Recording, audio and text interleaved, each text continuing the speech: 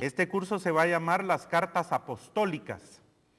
También se le conocen como las cartas universales y se le conoce además como las cartas católicas. En el buen sentido, la palabra católica aquí quiere decir para toda la iglesia conocida. Eso es lo que quería decir por lo menos en esa iniciativa. ¿Saben por qué? Aunque vamos a entrar más en detalle, cuando Pablo escribe la carta a los tesalonicenses, se refiere específicamente a los hermanos que están en Tesalónica. En la gracia de Dios esa carta viene y nos habla hasta el día de hoy a nosotros. Pero en ese momento estaba siendo escrita para los hermanos que vivían en Tesalónica y las comunidades de fe alrededor de esa iglesia o de ese conjunto de iglesias. Tanto como la iglesia a los filipenses, por ejemplo, o la carta a los gálatas, que son cartas específicas para un lugar, digamos, ¿verdad? Hace poco yo escuchaba a un hermano hablar acerca de cómo la Biblia nos presenta, nos perfila, nos da a conocer quién es un hombre nuevo. Pero solo se basó en el libro de los Gálatas. Entonces yo le envié un correo electrónico, por supuesto no me lo quiso responder, pero yo le decía, ¿hay algo más que la Biblia habla sobre hombre nuevo? Claro que sí, en otras cartas, en otros libros. ¿Por qué? Porque cuando Pablo escribía a una iglesia como la de los Gálatas y perfilaba a un hombre nuevo, básicamente era el hombre nuevo que se necesitaba en ese contexto, ¿verdad? Pero también hay indicios de cómo Pablo escribe y perfila a hombres nuevos según la necesidad que tenían los de Tesalónica. Los que tenían, por ejemplo, necesidad que vivían en Éfeso o que vivían en Roma. Esas son cartas muy específicas del apóstol o de los apóstoles. Pero cuando nosotros encontramos las cartas de Santiago, primera y segunda de Pedro, primera, segunda y tercera de Juan, y además la carta de Judas, nosotros sabemos ahora que las cartas se conocen como católicas, universales o cartas apostólicas porque estaban dirigidas a la totalidad de la cristiandad en ese momento, a la totalidad, no a una iglesia específica, sino a la totalidad de las iglesias cristianas que estaban por todo el mundo en ese tiempo, el mundo conocido. Entonces, nosotros vamos a ver acá el contexto de las cartas apostólicas de Santiago, primera carta, segunda carta de Pedro, primera, segunda, tercera de Juan y Judas. Entonces, por eso es que dentro del material que ustedes van a recibir, es un material que no es mayor de 25 páginas y que a la postre hacen un conjunto de 42 páginas de libro, ¿verdad? En fotocopia son 20-25 a lo sumo. Es un material cortito. ¿Por qué? Porque desde este momento la tarea que ustedes van a realizar es leer todas estas cartas apostólicas, que aunque parecieran ser, que son 6, 7, el contenido es bien cortito, son cartas pequeñas, así que en una tarde se leen, en otra tarde se analizan y varias tardes lo que ustedes van a hacer es estudiarlas, principalmente con Biblias de estudio, para que ustedes puedan encontrar en las Biblias de estudio. Hoy yo traje una Biblia de estudio, que es la Biblia de estudio del siglo XXI. Esas Biblias de estudio tienen normalmente una introducción en donde aparece que nos hablan acerca del autor, del lugar y la fecha de la composición, el lugar que ocupan dentro del canon mismo de la Sagrada Escritura, el tema y los rasgos especiales, y muchas veces algunas Biblias como esta nos va a sacar también paralelos, nos va a sacar lecciones o enseñanzas propias de cada uno de los libros. Y yo espero dar una introducción general a partir de este momento de las cartas apostólicas, pero vamos a ver también contenidos generales. Probablemente no nos dé tiempo para analizar el contenido específico de cada una, pero sí algunos rasgos esenciales para que ustedes puedan realizar su tarea con mucho agrado y con mucho detenimiento. Número 2 en sus tareas. Miren pues, lo que ustedes van a hacer de tareas. La primera ya la tienen específica, que es la lectura, análisis y estudio de las cartas. Nadie podría decir, yo no tenía ese libro donde ustedes sacaron esos estudios, porque es la Biblia. ¿Verdad? Así que no hay excusa para eso. La segunda tarea, principalmente los que somos ministros, yo les pediría a ustedes, miren pues, yo se los pediría, esta no es tanto una tarea, esto podría ser un compromiso, que el próximo año completito, usted predique de estas cartas. Y que saquemos una temática y que usted tenga aquí por lo menos, material suficiente para 54 domingos de predicación.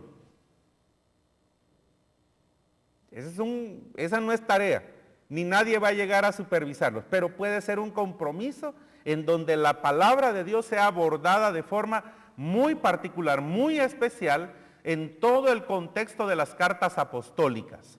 Con una temática tan variada, usted va a encontrar aquí acerca de la necesidad de que la iglesia realice buenas obras, que la iglesia realice, por ejemplo, un buen desarrollo en cuanto a la esperanza de la venida de nuestro Señor Jesucristo, temas morales, temas éticos, temas doctrinales sobre la segunda venida, sobre Dios, la figura de Jesucristo, sobre el perdón de los pecados, sobre la comunión, etcétera. Mire, aquí hay de lo más variado en cuanto a temas posibles. Si ustedes quieren hacer ese compromiso, sería fantástico porque tendrían suficiente material para predicar durante todo un año en 7 cartas pequeñas, que se conocen como las cartas apostólicas. Y la tercera tarea, yo se los voy a dejar de una vez estipulado. En base a las fotocopias, yo quisiera que ustedes hicieran una tercera tarea con la que van a probar realmente estos martes que nos vamos a reunir, y básicamente estos estudios, porque lo que ustedes van a sacar es un bosquejo general de cada una de las cartas. Un bosquejo general, pero en el bosquejo general, que ustedes prácticamente lo que van a sacar aquí son un bosquejo con los temas, ¿verdad? Ustedes ya saben qué es un bosquejo temático, en donde cada una de las divisiones que usted encuentra, en cada una de las cartas, debe de comentar cuál es el tema central de esa temática. Por ejemplo, usted saca un tema y dice, del capítulo número 1, verso 1 hasta el verso 3, esto se llama la salutación apostólica. Muy bien, en la primera carta de Pedro, digamos. Y usted allí nos dice en 4 líneas qué características tenía una verdadera salutación apostólica, y aparte de eso, qué significaba ser apóstol, y aparte de eso, a quiénes estaba siendo dirigida la carta y cuál era el tema principal. Eso es lo que tiene que sacar. Lo que tiene que hacer es bosquejos de cada una de las cartas, pero yo les voy a pedir un mínimo, para que no sea un bosquejo de media página. Como usted va a comentar el bosquejo en 3 o 4 líneas, cada uno de los puntos que saque del bosquejo de cada carta, entonces yo le voy a pedir a usted, fíjese pues, le voy a pedir que como mínimo, las cartas de Judas, anótenla, la carta de Judas, la carta número 2 de Juan y la carta número 3 de Juan, esas 3 cartas van a tener 2 páginas de contenido mínimo. 2 páginas de contenido mínimo. Y las cartas de Santiago, las cartas de Pedro y la primera de Juan, el contenido mínimo va a ser de 4 páginas cada una. Mire qué bonito. Ya salimos. Ya aprobamos el curso. 4 páginas, Santiago, primera de Pedro, segunda de Pedro y primera de Juan. 2 páginas de contenido, la de segunda de Juan, tercera de Juan y la de Judas. ¿Vieron? Esto no es complicado, bonito. Es un bosquejo comentado, no es un bosquejo de frases, sino que es un bosquejo comentado de cada una de las cartas en su totalidad. Muy bien. Con eso estamos nosotros como satisfechos porque 3 cosas haríamos en el curso. Número 1, leer la Biblia, analizarla, principalmente si tenemos la posibilidad de usar una Biblia o 2 Biblias de estudio, que tengan una introducción en cada una de las cartas. Número 2, ese es un compromiso sin punteo. Si usted quiere hacer el compromiso de que esta sea su temática, mi temática, para el próximo año, y tendríamos completo un material para ser predicado durante todo el año en nuestras iglesias. Y número 3, los bosquejos comentados de estas cartas, que son 7. Muy bien. Ahora sí iniciemos específicamente haciendo una introducción general a estas cartas llamadas o denominadas cartas apostólicas. Denominamos cartas apostólicas a aquellos escritos del Nuevo Testamento que se caracterizan por su forma epistolar, una forma epistolar real o así entendida por la tradición, cuya escritura se atribuye a un apóstol en el sentido amplio del término. Por ejemplo, usted ve que hay personas que no son apóstoles que escriben en el Nuevo Testamento. Si yo les preguntara, inmediatamente ustedes piensan en Lucas, que no es un apóstol, ¿verdad? Probablemente ustedes ven allí que Juan Marcos no es un apóstol. Pero entonces hay personas que han llamado a estas cartas apostólicas, básicamente cartas apostólicas de esa manera porque se atribuye a un apóstol específicamente o en el sentido amplio del término al autor o escritor de estas cartas. ¿Quiénes son ellos? ¿Quiénes son estas personas? Por un lado está Santiago, por el otro lado está Pedro y Judas. No se me adelanten. En el caso de las así llamadas cartas de Juan, el autor se autodenomina el presbítero. ¿Verdad? Esta palabra presbítero, recuérdese usted que quiere decir anciano. Pero no solo era un anciano de días, era un anciano de sabiduría, un anciano al que Dios le confirió el gobierno de su iglesia. Aunque también se llaman ancianos a aquellas personas que se distinguen por ser ancianos docentes, presbíteros docentes. ¿A quiénes se les llama así? A los que ministran la palabra, ¿verdad? Aunque la Biblia utiliza el término obispos, principalmente obispos, y apóstoles, por supuesto, ¿verdad? Obispos. ¿Quién era un obispo? El que supervisaba la obra de Dios. Ese era un obispo.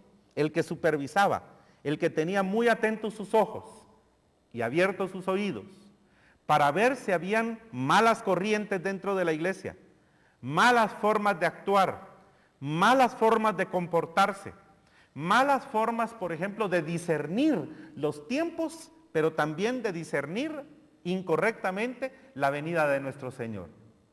Para eso eran los obispos, ¿verdad? Entonces nosotros vamos a ver que las cartas apostólicas se llaman así porque quienes escriben, Santiago, Pedro y Judas, no el Iscariote, son personas reconocidas como del círculo apostólico de nuestro Señor, aunque Juan se va a autodenominar el presbítero, el anciano. Ahora, aquí nosotros vamos a seguir el dato de la tradición, que las atribuye, por supuesto, al apóstol Juan. Ha habido objeciones, no en la carta de Santiago, ni las de Pedro, ni las de Judas, sino que ha habido alguna objeción si es el mismo Juan que escribe el Apocalipsis, o aún más, el mismo Juan que escribe el Evangelio, quien es el autor de estas cartas de primera, segunda y tercera de Juan. Incluso vamos a ver nosotros más detalladamente que la carta segunda de Juan nos va a mencionar a nosotros que la segunda carta se extravió. Y pareciera ser que la segunda carta de Juan pareciera ser que es la tercera. No sé si me explico.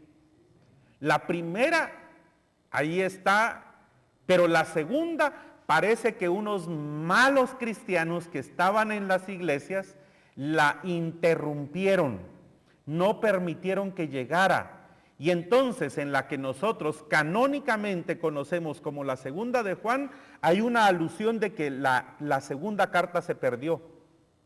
Entonces prácticamente nosotros tendríamos primera de Juan, segunda de Juan, tercera y cuarta de Juan. Pero la segunda parece que se desapareció, parece que los malos cristianos la interrumpieron. De eso vamos a ver nosotros un poquito. Y el problema histórico del autor de todos estos textos, yo creo que nos va a dar tiempo para que los estudiemos, principalmente porque nos conviene analizar el sentido canónico que cada una de las cartas tiene y el sentido apostólico, el corazón que surge aquí también como una inquietud muy particular de los apóstoles, de los obispos, de los siervos del Señor, en querer enmendar las situaciones en particular que se están presentando aquí como anomalías doctrinales para reforzar otros puntos doctrinales, pero también para corregir ciertas prácticas dudosas dentro de las mismas iglesias de nuestro Señor Jesucristo. Otras ediciones dan a estos escritos el nombre de cartas católicas. Cuando usted las encuentre como cartas católicas, no se está refiriendo a un aspecto denominacionalista, sino que a un aspecto bien epistemológico, bien lingüístico, en el cual católico quiere decir universal, no a una iglesia particular, sino que son escritas en un aspecto universal. Por eso es que usted las va a tener en algún momento cuando estudie ciertos libros identificadas como cartas apostólicas. Básicamente porque no tienen como destinatarios a una comunidad determinada, sino a un grupo genérico de comunidades cristianas. Por eso es que se llaman cartas católicas en ese sentido. Este es el sentido de católico, que quiere decir general, universal, ¿verdad? Eso es lo que vamos a entender y lo que vamos a desarrollar también en nuestros estudios. Para evitar posibles malentendidos en la comprensión del término católico, nosotros preferimos hablar de cartas apostólicas, ¿verdad?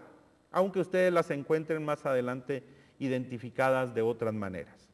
Se trata, ahora vean ustedes ya esto, estas cartas tratan de textos de contenidos muy distintos. No hay un estándar para identificar las cartas apostólicas, que no tienen otra cosa en común más que la atribución a un personaje del tiempo de los apóstoles. O sea, ¿hay una diferencia en las cartas apostólicas? Sí. Es una tremenda diferencia entre la una y la otra. Lo único que las hace comunes son los autores, que son apóstoles. Pero la temática varía de una a otra de forma increíble. La temática sí es bien variopinta, bien diferente, muy diferente. En general, estos escritos no han gozado de gran difusión en ambientes cristianos. Si yo preguntara acá, ¿cuál fue la última vez que predicamos de una carta completa de Judas? ¿Hace cuánto que no predicamos en nuestros púlpitos sobre la carta de Judas? Aunque sea en un solo sermón. Y yo le aseguro que es muy probable que ni siquiera hayamos predicado de la carta de Judas hace muchísimo tiempo. O de la tercera carta de Juan. O de la segunda carta. A veces citamos algunos textos de Primera de Juan, principalmente cuando, como el primer domingo de cada mes vamos a tener Santa Cena, hacemos una confesión de pecados para que podamos acercarnos con las manos limpias ante nuestro Señor para sentarnos a su mesa y compartir pan y vino. De repente lo único que hacemos es una alusión, después de la confesión de pecados, en la seguridad de que Dios nos perdona. Hijitos míos, estas cosas os escribo para que ya no pequéis. Y si hubierais pecado, abogado tenemos para con el Padre, a Jesucristo el justo. O incluso en algún sermón en donde usted quiere que el Espíritu del Señor toque a muchas personas que están en pecado en la iglesia, y entonces de repente usted cita, pero si alguno dice que en él no hay pecado, hace al Espíritu de Dios y a Dios mismo lo hace mentiroso. Esos son de Primera de Juan. Pero a veces no es que hayamos predicado de esa carta, sino sencillamente la hemos aludido en algún momento. 1 o 2 o 3 textos de nuestra predilección. El asunto es cuando la predicamos completa dentro de nuestros púlpitos. No son de las cartas más atractivas para los predicadores. Quizá algunos pasajes de la carta de Santiago, cuando principalmente se habla de la lengua y el daño que hace la gente chismosa dentro de nuestras iglesias. O en algunos momentos para reforzar que nosotros dentro de nuestra planificación necesitamos hacer algunas obras sociales como parte de nuestra proyección eclesiástica y les decimos, muéstranos tu fe y te voy a mostrar mis obras. Y entonces ahí apelamos a que la gente que tenga fe haga buenas obras, pero que también sepa que sus buenas obras no son las que producen ni la fe ni la salvación. Pero solo aludimos y de repente necesitamos ver que estas cartas merecen ser predicadas en su totalidad. A veces nosotros vemos frases aisladas, como la de Primera de Juan 4:8, Dios es amor. Y Dios es amor. Y hay iglesias incluso de esta frase que toman el nombre. ¿Cómo se llama la iglesia? Dios es amor. Estas cartas son una excepción a lo que decimos, en el sentido de que hay frases que nosotros tomamos, pero eso es una excepción. Muy probablemente son pocos los creyentes que han leído atentamente alguna vez toda la segunda carta de Pedro o la breve carta de Judas. Ahora, aquí aparece el objetivo epistolar. El objeto de este estudio es llamar la atención sobre estos textos para animar a su lectura, su reflexión y también de alguna manera también provocar una seria comprensión de una aplicación de estos textos sagrados. Es verdad que no todos ellos tienen la misma riqueza de contenidos, pero aún así merecen algo más que la existencia marginal que han llevado hasta ahora. Por eso les decía, podría ser un desafío para nosotros predicar durante todo el año sobre estas cartas, ¿verdad? Algunos han pensado que no tienen la riqueza que la carta de los Gálatas tiene, que no tienen la riqueza de la carta de los Filipenses, pero no son un apéndice de nuestra Biblia. Dios permitió que allí aparecieran, ¿verdad? Como en los otros estudios que hemos tenido, nosotros abordamos cada obra primero desde una perspectiva literaria. Eso es lo que vamos a ver. Ciertas características literarias de estos relatos. Luego vamos a ver también trasfondos históricos que le dan origen y condicionan el ambiente. Y finalmente exponemos los contenidos teológicos más importantes, también las enseñanzas de cada una de las cartas, en vistas a poner de manifiesto su relevancia también para nuestro tiempo, o sea, su aplicación en ese sentido. El orden de la exposición no corresponde al orden que siguen las ediciones del Nuevo Testamento.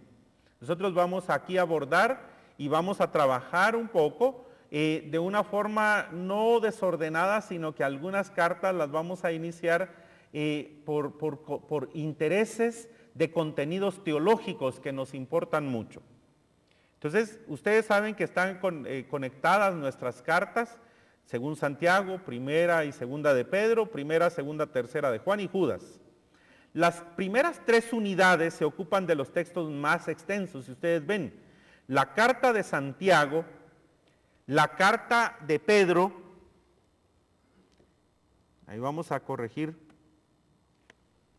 la carta de Pedro, la primera, y las tres cartas de Juan, según la denominación tradicional. Luego nos ocupamos de la carta de Judas y finalmente, como último escrito del Nuevo Testamento, según el tiempo de origen, tratamos la segunda carta de Pedro.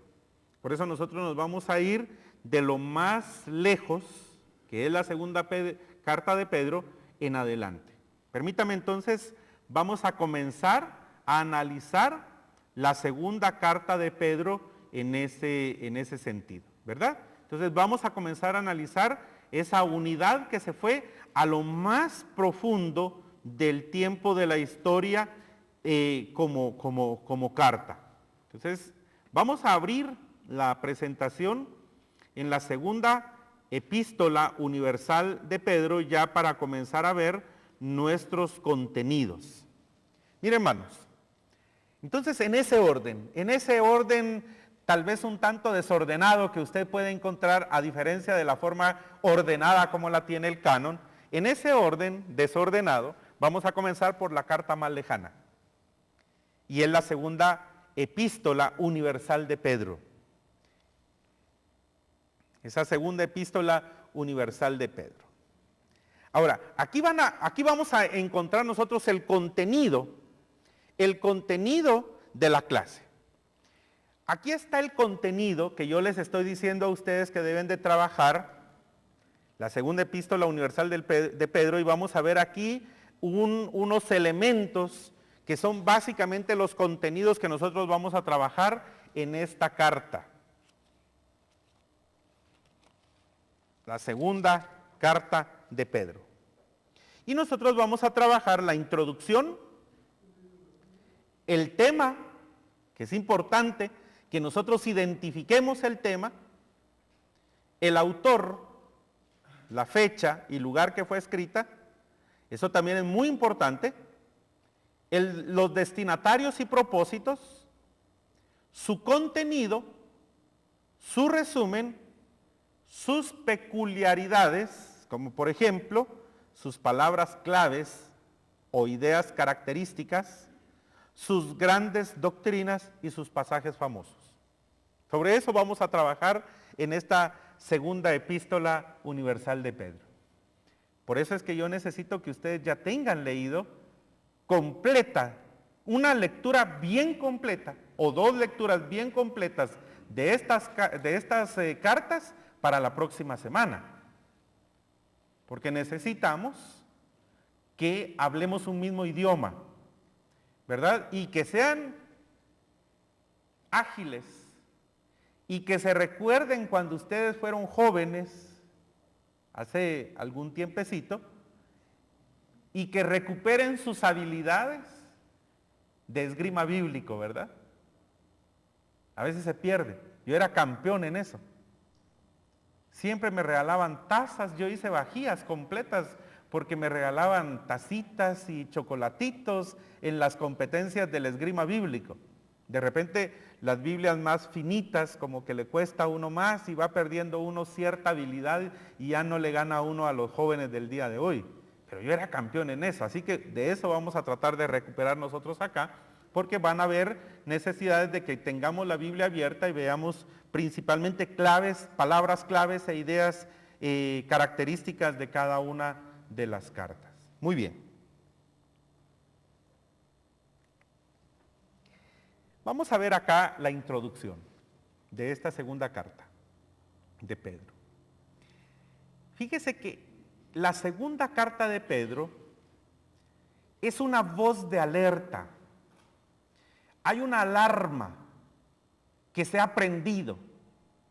Y si usted reconoce las alarmas son escandalosas. Una alarma de un vehículo es escandalosa.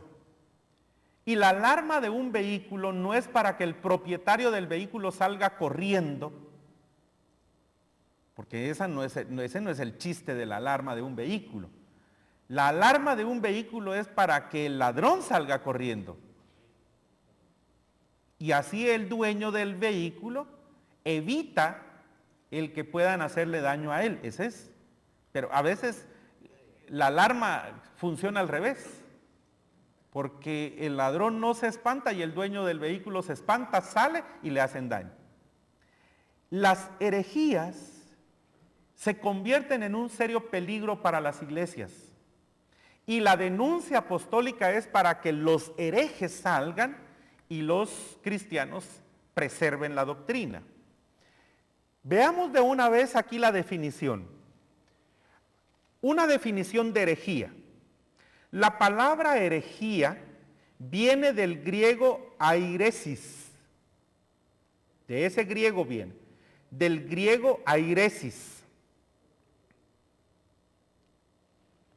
Y significa literalmente una opinión escogida. Fíjese lo que significa. No quiere decir algo diabólico, no. Quiere decir que literalmente, por supuesto, aparte el concepto, pero literalmente significa una opinión escogida. Ahora se los voy a decir de esta manera. Cuando nosotros le damos sobreénfasis, ¿qué quiere decir sobreénfasis? Si por ejemplo, yo soy miope y la gente me, ay, usted es miope, ¿verdad? Sí, ¿verdad? Sí. Viene otra hermana y se me acerca, usted es miope, ¿verdad? Sí, hermana, soy miope. Viene otra y me dice, hermano, pero usted es miope, ¿verdad? Sí, hermana. Y vienen las tres al día siguiente y una de ellas me dice, ¿verdad que usted es miope? Sí, hermana. Y vienen al tercer día, yo, basta. ¿Qué molestar, hombre? Sí, soy miope, ¿y qué? El sobreénfasis en las iglesias fastidia y se convierte en una herejía. ¿Cuál puede ser el sobreénfasis en una iglesia? No me diga usted, le voy a decir yo para no pasar trayendo a uno o por lo menos a todos. El tema de prosperidad, por ejemplo. ¿Todo es prosperidad? Se fue la luz por falta de prosperidad. No puede ser porque cayó un rayo y no, ¿verdad? O a la inversa. Todo es prosperidad, cualquier pasaje, hasta la creación es prosperidad, ¿verdad? Ese es un tema que muchas veces, si por ejemplo la iglesia predica solo salvación y salvación y salvación y salvación y salvación, está descuidando una dieta más balanceada en la iglesia. Les voy a poner un ejemplo de una herejía que se dio en una iglesia que yo conocí en El Salvador. Más o menos una congregación de unas 800 personas. Y era una iglesia en donde los líderes principales y el pastor, por ejemplo, le dieron mucho énfasis al tema de misiones. Misiones al mundo, misiones transculturales, las misiones mundiales. Y es un tema que todas las iglesias deberíamos de tener. Pero la escuela dominical comenzó a trabajar solo el tema de misiones. los jóvenes comenzaron a trabajar solo el tema de misiones. Las damas, la escuela dominical, los coros, todo era sobre misiones. Y de repente, un tesorero se fue con el dinero de la iglesia.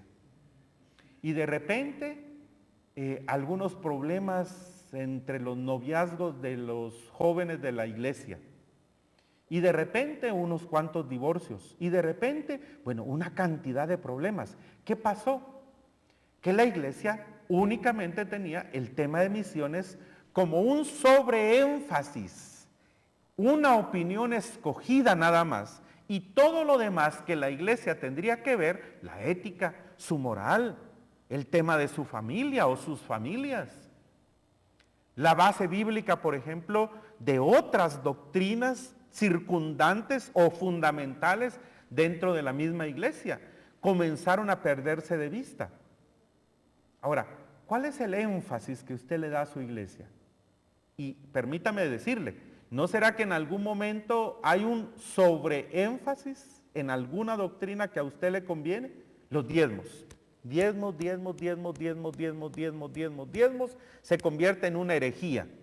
¿Por qué? Porque la iglesia no fue fundada solo para recibir diezmos. La iglesia fue fundada para tener comunión. La iglesia fue fundada para tener educación cristiana.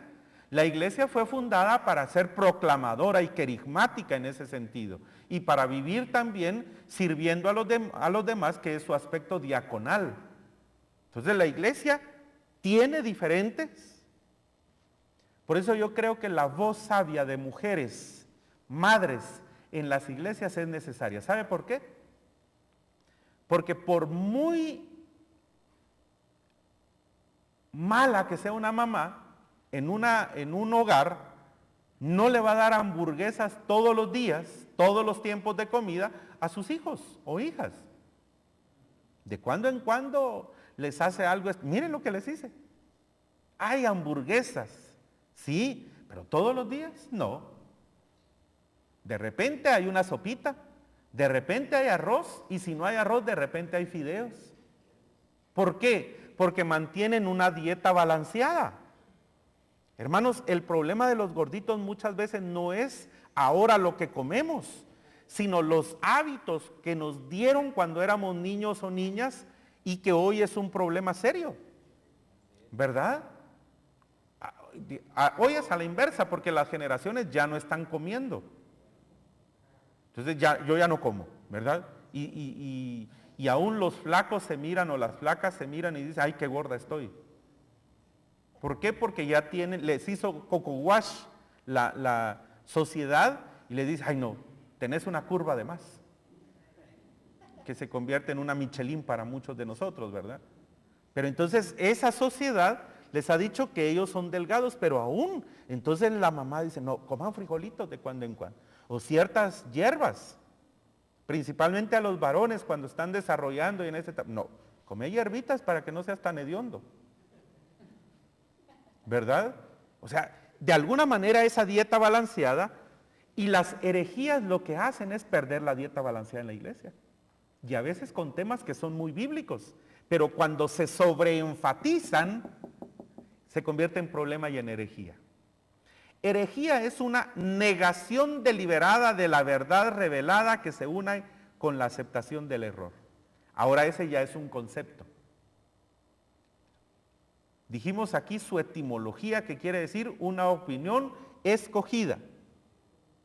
Ahora veamos el concepto. Herejía es una negación deliberada de la verdad revelada que se une con la aceptación del error. Una herejía clásica. Cristo es un buen hombre. Cristo es un buen profeta. Cristo es engendrado de José y María, pero Cristo no es hijo de Dios.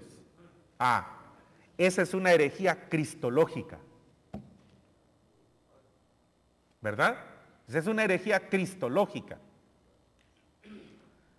Díganme ustedes una herejía, por ejemplo, del Padre, que se hace del Padre, o sea, de la doctrina propia.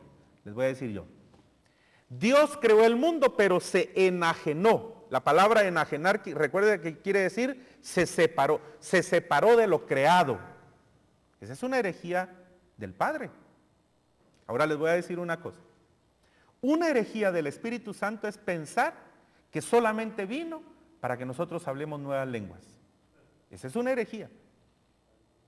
Porque el Espíritu Santo vino a eso y mucho más que eso. Pero quiero que quede bien claro. Yo creo en las nuevas lenguas, en la glosolalia, digamos, usando el término que aparece en la Biblia. En las nuevas lenguas angelicales que Dios por su Espíritu Santo nos da para hablar y para la edificación de nuestras vidas. Otra idea relacionada con esa de lo que yo creo. Yo creo que parte de esas nuevas lenguas también pueden tener interpretación que se convierte en una voz profética para la iglesia. En eso creo yo. Pero cuando se sobreenfatiza, es que eso es lo que hace el Espíritu Santo. Eso hace el Espíritu Santo. Se eliminan páginas completas de la Sagrada Escritura en donde la función del Espíritu Santo principal es mucho más que eso. Por ejemplo, hay algo que el Espíritu Santo, hable o yo no hable lenguas, hace todos los días y a cada instante y a cada segundo con mi vida. Está peleando contra nuestra carne, según Romanos 8. Todos los días, según Romanos 8, el Espíritu Santo está peleando con mi carne. Como lo dijo Juan el Bautista, es necesario que yo mengüe para que Cristo crezca en mí. Y esa es la función del Espíritu Santo principal en nuestras vidas, según Romanos 8. Luego el Espíritu Santo intercede con nosotros o por nosotros con gemidos indecibles. El Espíritu nos enseña a orar. ¿De qué vale un hermano que habla lenguas en nuestras iglesias y no sabe orar? Señor Jesús, te pedimos, tú que eres nuestro Padre. Y el Señor Jesús, no, mi hijo, yo vine a este mundo para enseñarte el camino hacia el Padre, pero yo no soy tu Padre, yo soy tu hermano, yo soy tu Salvador, tu Redentor, ¿verdad? Entonces, ese hermano sencillamente no sabe orar. Y dice que el Espíritu, según Romanos 8, nos enseña a orar, porque nosotros no sabemos orar como conviene. O sea, hay tantas funciones y unas principales del Espíritu del Señor que es una negación deliberada de la verdad revelada que se une, ahora vean ustedes, que se une con la aceptación del error. Cuando hay una verdad negada, Cristo no es hijo de Dios. Esa es una negación deliberada de la verdad. Y entonces, ¿qué es un verdadero hombre? Entonces ya tenemos acá una aceptación del error. Entonces, una herejía es una negación deliberada de la verdad, revelada que se une con la aceptación del error. Hermanos, la segunda carta de Pedro fue escrita porque habían muchísimas herejías circundantes. Herejía no es lo mismo que cisma. Aparte es el cisma. Un cisma se puede provocar por una situación administrativa, no necesariamente por una herejía. Hay una iglesia que se divide, que no es lo ideal, por supuesto. Pero se puede dividir, ¿por qué? Porque el pastor sencillamente no quiere dar cuentas sobre los diezmos y las ofrendas que entran de forma general a la iglesia. Entonces se provoca un cisma diferente a una herejía. Herejía entonces no es lo mismo que un cisma, porque la palabra cisma es una división. La herejía es, ahora vean ustedes, la herejía es doctrinal en su esencia. La herejía es doctrinal en su esencia y se opone a la fe cristiana misma. Por eso, hermanos, si los adventistas no corrigen su tema cristológico, siguen siendo una iglesia herética, no un cisma, una iglesia herética. Si ellos no recomponen y reformulan su fe en Cristo como verdadero Dios y verdadero hombre, sin principio y sin fin, diferente al Jesús histórico que tuvo principio y fin, diferente. Pero si ellos no lo corrigen, siguen siendo una iglesia herética. El cisma se opone al amor y no es doctrinal en su esencia. No hubo amor, no hay tolerancia, nos separamos. Pero no es herética, porque la herejía es doctrinal en su esencia. ¿Se entiende esto, hermanos?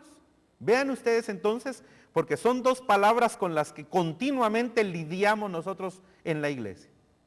Muchas veces el cisma lo que hace es ayudarnos a sacudirnos de las herejías. Y una iglesia puede provocar un cisma por las herejías. Y yo creo que están en su derecho.